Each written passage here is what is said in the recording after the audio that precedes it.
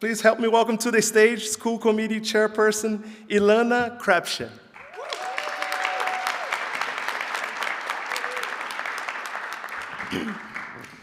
Those are some tough act to follow. I wish I had a poem or some drums for you, but that is not my job here this evening.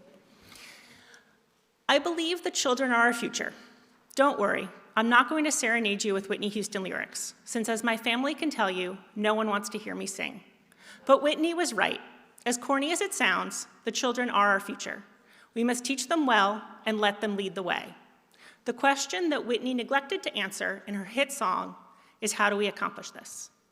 Before I address that question, I'd like to take a moment to thank my constituents for electing me to a third term, my colleagues for entrusting me as chair, and of course my family for tolerating all the meetings that I attend. As we continue to come out the other side of the COVID-19 pandemic, there are real challenges facing Somerville Public Schools. We have school buildings past their expected usable life. Like schools across the country, our achievement gaps show that we are not serving all of our students equitably.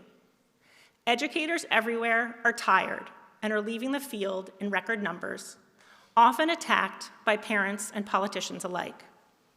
Each of these issues is, of course, a major challenge, but we can also look at each one as an opportunity. We can upgrade our school buildings to add capacity and create 21st century learning spaces built for the future.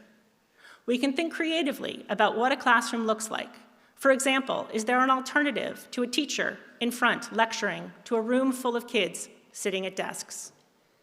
We can plan for net zero school buildings and show that Somerville leads the way when it comes to mitigating the worst of the climate crisis.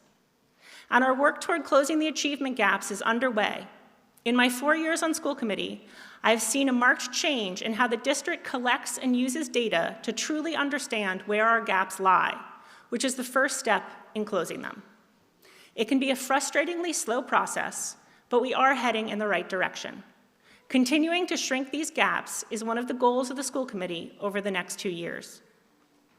And of course, I would be remiss in talking about our schools without talking about our educators, who continue to show up ready to teach every day because you know that your students need you, our schools need you. The school committee will continue to do whatever we can to support you in your work. I won't stand up here and pretend that being a local elected official is easy. It's not. It can be very slow and frustrating work with a lot of different opinions from various stakeholders.